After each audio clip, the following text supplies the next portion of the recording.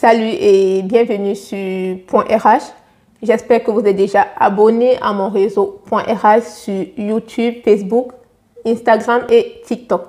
Dans cette nouvelle vidéo, je vais présenter l'handicap et le CV.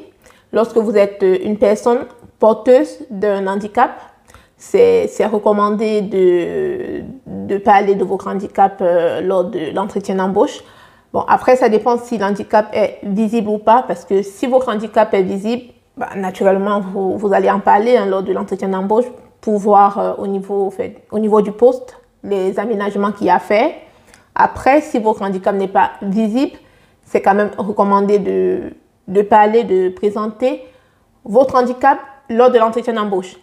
Maintenant, la question, c'est de savoir est-ce qu'il faudrait évoquer votre handicap sur votre CV, notamment pour les demandeurs d'emploi qui résident en France et qui ont une RQTH. Donc, la RQTH, c'est la reconnaissance de la qualité de travailleur handicapé. Et si vous l'avez, est-ce qu'il faudrait évoquer, est-ce que c'est une mention qu'il faudrait évoquer sur le CV? Est-ce que c'est une mention qui pourrait être discriminatoire? Donc, ce sera l'objet de cette vidéo. En tant que travailleur reconnu handicapé, dont la peur d'être discriminé à l'embauche suite à votre statut RQTH peut se comprendre. Voilà, parce que de nos jours, il existe toujours plusieurs discriminations sur lesquelles je ne vais pas m'attarder, parmi lesquelles les discriminations liées à l'handicap. Même si, il faut l'avouer, les choses ont beaucoup évolué. L'handicap aujourd'hui n'est plus perçu comme c'était avant. C'est pourquoi les entreprises en France, les entreprises de plus de 20 salariés, ont l'obligation d'embaucher les travailleurs reconnus handicapés à hauteur du quota de 6%. Et beaucoup d'entreprises même ont une politique d'insertion des travailleurs handicapés. Donc, c'est pour vous dire que les choses ont beaucoup évolué, voilà, de nos jours. Donc, en tant que travailleur handicapé, normalement, vous ne devez pas avoir peur de présenter votre statut. Mais le principe, c'est la liberté. Vous êtes libre de le faire ou pas, soit de mentionner votre statut RQTH sur le CV ou pas, ou choisir directement d'en parler lors de l'entretien d'embauche. Vu que vous êtes libre de présenter ou d'évoquer votre handicap sur le CV ou pas, il faudrait savoir dans quel cas c'est pertinent d'évoquer votre handicap sur votre CV, tout simplement parce que ça ne sert à rien de le faire s'il n'y a aucune pertinence derrière.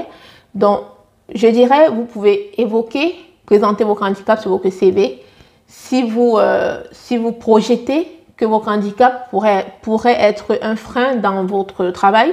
Donc, par exemple, si votre situation de handicap va peut-être nécessiter des rendez-vous réguliers, doit nécessiter même des aménagements de postes futurs selon l'handicap. Tout simplement, dans ce cas, vous pouvez mentionner votre statut RQTH sur le CV. Et dans ce cas, je pense que pour le recruteur, ce sera interprété comme un gage de transparence. Donc, cela voudrait dire que vous n'avez rien à cacher, tout est clair, tout est carré. Et votre recruteur, il va au final vous embaucher en toute connaissance de cause. Parce que si votre poste nécessite un aménagement, vous n'allez pas vous mettre en difficulté parce que, tout simplement. Et maintenant, si vous n'êtes pas à l'aise avec votre handicap, pour des raisons qui vous sont propres, tout simplement, et si vous pensez que votre handicap peut nuire à vos chances d'évolution dans l'entreprise, après, ça dépend de votre handicap parce que il y a des handicaps que vous ne pouvez pas cacher, donc, parce que ça va nécessaiter des aménagements de poste. Mais au final, si votre handicap ne vous empêche pas de travailler, ne vous empêche pas, je vais prendre par exemple un handicap qui nécessite peut-être un rendez-vous médical par an, selon l'handicap bien sûr. Dans ce cas, vous pouvez toujours choisir de ne pas mentionner votre statut RQTH sur le CV. Donc la RQTH, comme je l'ai dit, c'est la reconnaissance de la qualité de travailleur handicapé. Maintenant, d'un point de vue légal, le fait de ne pas mentionner votre handicap sur le CV lors de l'entretien d'embauche ou même sur votre lettre de motivation ne vous met pas en faute. Donc, ce n'est pas une omission qui va peut-être occasionner la rupture de vos contrats de travail ou la fin de votre période d'essai. Non, d'un point de vue légal, vous n'aurez commis aucune faute de n'avoir pas évoqué votre handicap sur votre CV, sur votre lettre de motivation ou lors de l'entretien d'embauche. Ce que vous pouvez faire en tant que travailleur handicapé, lorsque vous postulez aux offres d'emploi, c'est d'être très attentif et de bien lire les offres, car il y a certaines offres d'emploi où c'est mentionné à compétences égales, cette offre d'emploi est ouverte aux personnes porteuses d'un handicap. Donc, à peu près, c'est écrit comme ça, hein. Donc, si vous voyez ces offres et vous savez que vous êtes une personne porteuse d'un handicap ou que vous avez la RQTH, mais dans ce cas, vous foncez, vous postulez, parce qu'à compétences égales, c'est votre handicap qui fera la différence. Et si vous voyez ces offres-là, et que vous avez déjà monté votre CV et que vous n'avez pas mentionné votre statut RQTH dessus, je vous conseille de rajouter la mention RQTH parce que c'est ça qui fera la différence. Même si vous avez un souci avec votre handicap et que vous ne voulez pas en parler, mais si vous cherchez vraiment le travail et vous voyez une offre pareille, bah, écoutez, moi je vous dirais de foncer, de mentionner votre statut RQTH pour qu'à compétences égales, vous soyez recruté tout simplement. Et une autre chose que vous pouvez aussi faire en tant que travailleur reconnu handicapé lorsque vous postulez, c'est d'essayer d'être curieux, hein. Voilà, vous essayez d'être curieux, vous essayez de savoir plus sur les entreprises auprès desquelles vous postulez.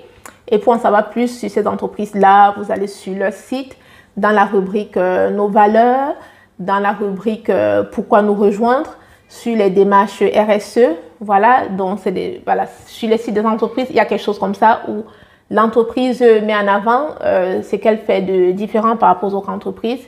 Car vous devez savoir, comme je l'ai déjà dit, il y a plusieurs entreprises qui sont engagées en faveur de l'insertion professionnelle des travailleurs handicapés. Et si c'est le cas, vous n'hésitez pas à vous postuler tout simplement parce que pour ces entreprises-là, tout comme pour les offres d'emploi où c'est écrit à compétences égales, ces offres sont ouvertes aux personnes en situation de handicap. Donc, dans ces cas, votre handicap n'est pas un frein. Au contraire, votre handicap sera un plus. Même si on est bien d'accord, l'entreprise ne vous recrute pas par rapport à votre handicap, hein. L'entreprise vous recrute par rapport à vos compétences. Mais sauf qu'à compétences égales, votre handicap sera un plus tout simplement. Et maintenant, il faut qu'on soit d'accord. Le fait de postuler sur les offres où c'est mentionné à compétences égales, le poste est ouvert aux personnes porteuses d'un handicap ou de postuler même auprès des entreprises qui ont une politique en faveur de l'insertion professionnelle des personnes ou des travailleurs, parce que c'est ça, des travailleurs qui ont un handicap, ne vous dispense pas de postuler auprès des autres entreprises hein, qui n'ont pas forcément, je vais dire qui ne sont pas forcément engagées en faveur de l'insertion professionnelle des travailleurs handicapés, ou alors ça ne vous dispense pas de postuler auprès des offres, de postuler sur les offres d'emploi où ce n'est pas écrit à compétences égales, parce qu'au final, comme je l'ai dit, on vous recrute pour vos compétences. Sauf que dans certains cas et pour certaines entreprises, le fait de votre statut RQTH peut être un plus tout simplement. Si vous choisissez de présenter votre handicap sur votre CV, il faudrait savoir comment le faire hein, parce que c'est inutile d'en dire trop. Donc, il ne s'agit pas de raconter toute l'histoire derrière votre handicap, non. Tout simplement, vous mentionnez sur votre CV que vous avez la RQTH et vous expliquez l'abréviation RQTH, reconnaissance de la qualité de travail handicapé. Parce que dites-vous bien que le recruteur, ça peut être un stagiaire hein, qui dépouille le CV et puis qui ne sait pas ce que ça signifie. Donc, vous faites bien les choses, vous mettez RQTH, entre parenthèses, vous expliquez reconnaissance de la qualité de travail handicapé.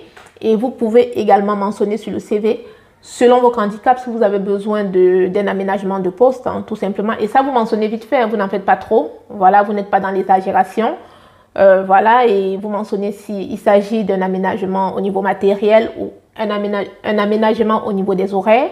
Parce que si vous postulez, supposons votre service est, je ne sais pas, au sommet des escaliers, voilà, et que vous avez un handicap physique, bon, je prends ça comme ça.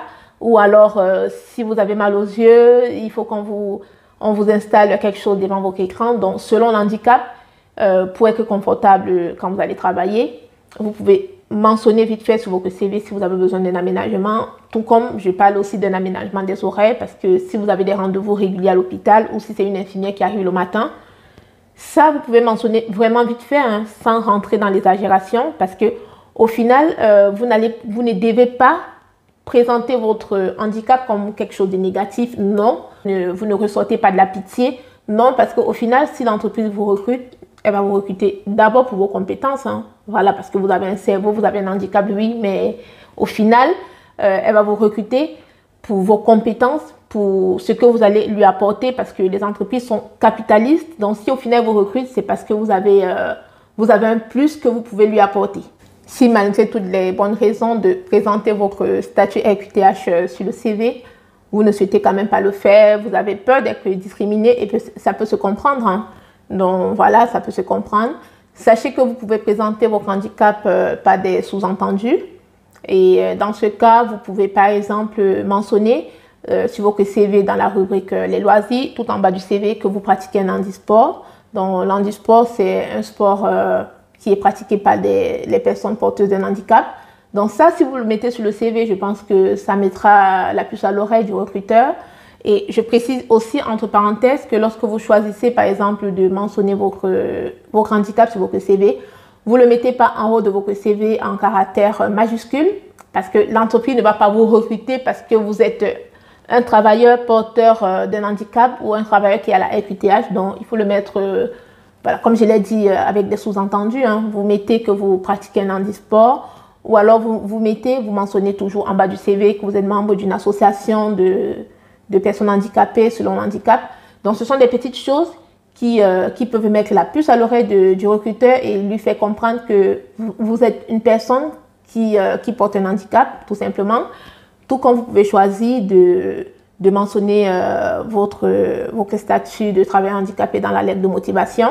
C'est aussi une stratégie. Donc, ça veut dire quoi? Ça veut dire que dans votre CV, sur votre CV, vous mentionnez tout votre parcours, toutes vos compétences pour que le recruteur se concentre sur vos compétences.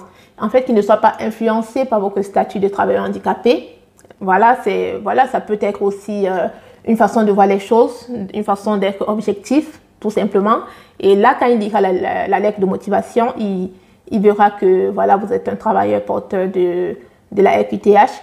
Mais dans tous les cas, vous devez garder à l'esprit que l'entreprise vous recrute pas pour votre fait. Ça, je me répète, je l'ai déjà dit, je le répète, l'entreprise ne vous recrute pas pour votre statut de travailleur handicapé. Elle vous recrute pour vos compétences, elle vous recrute pour votre personnalité. Mais dans tous les cas, sachez que votre handicap n'est pas un frein à l'embauche. Donc, vous ne devez pas avoir peur.